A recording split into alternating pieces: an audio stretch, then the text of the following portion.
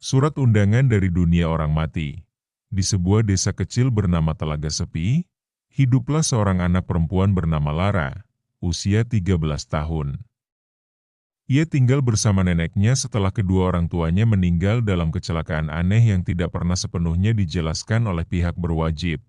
Lara dikenal pendiam, tidak banyak bicara, dan sering menghabiskan waktunya di kamar loteng rumah nenek, ruang yang penuh dengan barang-barang tua dan kertas berdebu. Namun suatu malam, Lara menemukan sebuah kotak kayu hitam kecil, terkunci rapat. Tak ada kunci. Tapi anehnya, saat Lara menyentuh kotak itu, ia terbuka sendiri, seperti tahu bahwa yang membukanya adalah pemilik yang ditunggu-tunggu. Di dalamnya, hanya ada selembar surat kertas kuning kusam dengan tulisan tinta merah gelap seperti darah kering. Kepada Lara, undangan resmi untuk hadir di perjamuan tengah malam, tempat, rumah cermin, gerbang senja, waktu, saat detak ke-13 malam ini, hormat kami, para tuan rumah yang belum beristirahat. Awalnya Lara mengira ini adalah lelucon. Tapi saat ia menunjukkan surat itu pada neneknya, wajah neneknya langsung pucat, dan tangannya gemetar. Lara, kau tidak membuka kotak hitam itu, kan? Itu milik ibumu. Sebelum ia pergi malam itu. Nenek tak mau menjelaskan lebih lanjut, hanya memeluk Lara erat malam itu dan menguncinya di kamar. Namun, tepat jam 12.59, suara ketukan terdengar dari jendela kamar, 3 ketukan pelan namun menggetarkan tulang. Saat Lara membuka tirai, ia melihat bayangan tinggi berjubah hitam, berdiri diam di tengah kabut, memegang lentera dengan cahaya biru. Dan anehnya, di belakang sosok itu, terbentang jalan yang tak pernah ada sebelumnya. Jalan berbatu menuju sebuah rumah tinggi berlapis cermin, bersinar samar-samar di kegelapan malam. Suara dalam kepalanya berbisik, undangan harus dijawab, atau dunia mereka akan datang mencarimu. Dengan langkah pelan, seolah tidak punya kendali atas tubuhnya, Lara membuka jendela dan turun. Jalanan desa sepi, angin berhenti, bahkan jangkrik pun diam. Lara mengikuti bayangan itu, rumah cermin berdiri tinggi dan dingin. Saat Lara masuk, pintu menutup sendiri. Dindingnya terbuat dari cermin kusam, namun tak memantulkan bayangan Lara, melainkan bayangan anak-anak lain. Mereka berjalan di belakangnya, padahal ruangan itu kosong. Di tengah aula besar, sebuah meja panjang tersaji. Kursi-kursi dipenuhi anak-anak pucat dengan mata kosong, mengenakan pakaian dari zaman yang berbeda. Ada yang seperti dari zaman kolonial, ada yang seperti seragam sekolah tua yang penuh darah, dan ada satu yang memakai baju tidur merah, baju yang dikenakan Lara saat kecil. Di ujung meja, duduk seorang wanita dengan gaun hitam panjang dan wajah yang tertutup kerudung kabut. Selamat datang, Lara. Kau tamu terakhir. Saatnya jam ke-13. Jam berdentang, tidak sekali, tapi 13 kali. Tiba-tiba, semua anak di meja menatap Lara serempak, dan mereka mulai berbisik nama-nama. Nama-nama yang dikenalnya, nama teman sekolah yang hilang, nama ibunya, nama ayahnya. Wanita itu berdiri dan berkata, "Sekarang kau harus memilih, bergabung dengan kami, atau membawa satu jiwa pengganti." Lara ketakutan. Apa maksudnya? Wanita itu perlahan melepas kerudungnya. Itu wajah ibunya, namun matanya kosong. Bibirnya membiru. Aku menerima undangan ini dulu, Lara. Aku memilih pergi. Tapi kau masih bisa kembali, jika membawa jiwa pengganti. Lara berlari ke arah cermin dan mencoba menerobos keluar, tapi bayangannya terjebak di dalam, menangis, memohon, namun tubuhnya masih di luar. Cermin itu bukan sekadar kaca, tapi pintu antara dua dunia. Lara menoleh ke belakang. Semua anak mendekatinya. Satu di antaranya berkata, "Bawa saja jiwa nenekmu. Dia sudah tua. Kau bisa kembali." Tangannya gemetar. Tapi di dadanya, kenangan akan neneknya yang selalu melindunginya, yang memasakkan bubur saat ia sakit, yang menangis diam-diam di kamar. Lara berteriak, "Tidak ada yang akan kugantikan." Tiba-tiba, cermin-cermin itu pecah satu persatu. Suara jeritan menggema dari dinding. Rumah itu mulai runtuh. Jalan berbatu hancur. Lara bangun, ia kembali di kamar loteng. Pagi telah datang. Tapi di meja kecil di dekat ranjangnya, surat itu masih ada. Kini ada tulisan tambahan di bawahnya, undangan ditolak. Tapi kami akan menunggu, Lara. Dunia kami tidak pernah tidur. Sejak hari itu, setiap ulang tahun Lara, surat yang sama muncul kembali. Ia menyimpannya dalam kotak kayu hitam dan menguncinya dalam laci terkunci rapat. Namun, surat itu selalu bisa keluar. Setelah peristiwa mengerikan itu, Lara berubah. Ia tak lagi tidur di kamar loteng. Kotak kayu hitam dikunci oleh neneknya dan dikubur di bawah pohon besar di belakang rumah, diikat dengan benang merah dan daun sirih, seperti petunjuk dari seorang dukun tua di desa sebelah. Namun, seperti janji di surat itu, mereka menunggu, dan dunia mereka tidak pernah tidur. Malam ke-14 setelah surat ditolak, Lara bermimpi. Ia berjalan di lorong panjang, lorong dengan 3 jendela di sisi kanan. 2 pertama tertutup tirai hitam. Tapi jendela ketiga terbuka sedikit, dan dari celahnya keluar bau anyir darah dan bunga kemboja busuk.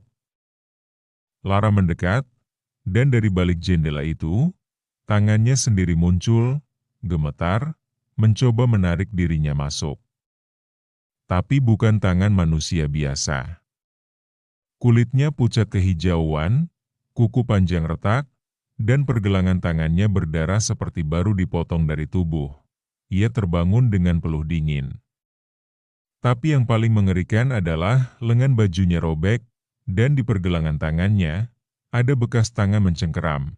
Hari berikutnya, nenek memutuskan untuk membawa Lara ke rumah Burindu, penjaga makam dan dukun pelindung desa yang dikenal bisa berbicara dengan mereka yang belum pergi. Burindu hanya menatap mata Lara dan bergumam, "Kau bukan hanya menolak undangan mereka, Lara. Kau telah membakar meja jamuan mereka." Dan mereka tidak lupa. Mereka sedang membangun pintu masuk. "Pintu masuk apa?" tanya Lara, gemetar. "Jendela ketiga, di malam ke-14.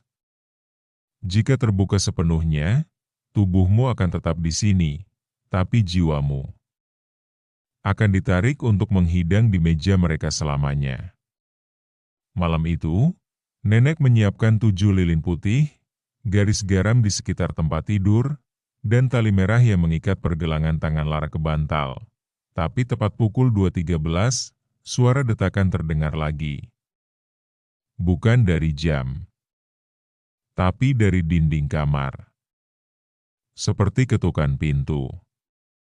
Dari dalam, satu persatu lilin padam sendiri. Seperti ditiup oleh sesuatu yang tak tampak. Garam mulai terangkat, melayang, lalu jatuh kembali seperti debu mati. Dan tiba-tiba, jendela ketiga muncul di dinding kamar Lara. Bukan jendela biasa. Jendelanya tinggi dan sempit, dengan kaca berembun. Tapi di balik kaca, ada seseorang. Seorang anak perempuan. Sama persis seperti Lara, hanya lebih kurus, lebih pucat, dan matanya hitam seluruhnya. Ia tersenyum. Kemudian jendela mulai terbuka sedikit demi sedikit. Nenek menerobos masuk dengan bungkusan daun dan air bunga. Ia menyiramkan air ke arah jendela dan berteriak dalam bahasa lama, mantra kuno yang hanya terdengar seperti bisikan guntur. Tapi jendela itu tak kunjung tertutup. Bayangan Lara di balik jendela berkata, "Kau bisa menutup jendela, tapi tidak bisa menutup undangan yang belum dibalas." Lara, gemetar, memutuskan sesuatu yang gila. Ia mendekat ke jendela. "Kalau aku tidak bisa menutupnya dari sini, mungkin aku harus masuk sendiri dan menutupnya dari dalam." Lara menatap jendela yang terbuka setengah, tempat bayangannya berdiri diam di sisi lain, pucat, kurus, dan tak bernyawa. Ia tahu ini gila, tapi ia juga tahu satu hal. Jika ia tak menutup jendela itu dari dalam, akan lebih banyak jiwa yang dipanggil. Mungkin nenek, mungkin anak-anak lain. Lara memegang tali merah di tangannya, menarik napas panjang, lalu melangkah masuk. Begitu melewati jendela, semua suara lenyap. Dunia ini seperti dunia kita, tapi seluruhnya berwarna keabu-abuan. Tak ada langit, tak ada tanah. Hanya lantai kaca sejauh mata memandang dan cermin-cermin tinggi yang membentuk labirin. Cermin-cermin itu tidak memantulkan Lara. Mereka memantulkan kenangan buruk saat ibunya meninggal. Saat ayahnya menghilang. Saat ia menangis diam-diam di kelas karena merasa sendirian. Lara berjalan perlahan. Di setiap langkah, lantai kaca retak sedikit. Suara gemeretak seperti tulang patah mengikutinya. Lalu, ia melihat meja jamuan, masih berdiri di tengah ruangan tanpa ujung. Di sana duduk, para anak-anak tanpa suara, para tamu yang belum pernah kembali, dan di ujung meja, sang tuan rumah, ibunya, masih mengenakan gaun hitam dan wajah kabut. "Kau datang juga," ucap wanita itu. "Aku datang untuk menutup jendela." "Bukan untuk tinggal," jawab Lara tegas. Senyum kecil muncul di wajah kabut itu. "Setiap tamu yang datang, tidak akan pergi tanpa meninggalkan sesuatu." Tiba-tiba, suara gemeretak terdengar di belakang Lara. Jendela tempat ia masuk mulai menutup dengan cepat. Lara berlari, tapi satu langkah dari jendela, jalan di bawahnya retak dan menganga. Ia hampir jatuh ke dalam jurang gelap tanpa dasar. Dalam detik itu, ia tahu hanya ada satu jalan keluar, meninggalkan sesuatu yang milik dirinya. Ia merogoh kantong bajunya dan menemukan kalung kecil peninggalan ibunya, satu-satunya benda yang selalu ia simpan sejak kecil. Dengan air mata menetes, Lara meletakkan kalung itu di lantai kaca. "Ambil kenanganku, tapi jangan ambil diriku," bisiknya. Cermin di sekelilingnya mulai retak. Suara anak-anak menangis. Suara meja jamuan roboh. Dan sang tuan rumah menjerit dengan suara yang membuat kaca-kaca runtuh seperti hujan. Seketika, Lara ditarik oleh tali merah di pergelangan tangannya, ditarik mundur ke dunia nyata. Lara terbangun di pelukan nenek. Nafasnya tersengal, tubuhnya basah oleh keringat dingin. Jendela ketiga telah menghilang, tak ada lagi cermin. Tak ada lagi bisikan, dan yang paling mengejutkan, kotak kayu hitam yang telah dikubur, kini terbuka di meja, tapi kosong. Surat itu telah lenyap. Tahun-tahun setelahnya, Lara tumbuh menjadi gadis kuat, dan selalu mengikat tali merah di pergelangan tangan, sebagai pengingat. Ia tak pernah tidur di kamar tanpa cermin tertutup, dan tak pernah lupa malam ke-14. Namun, kadang, saat ia melamun di dekat jendela rumah, bayangannya tak selalu mengikuti geraknya. Kadang, bayangannya masih diam di tempat, menatapnya, menunggu, tamat.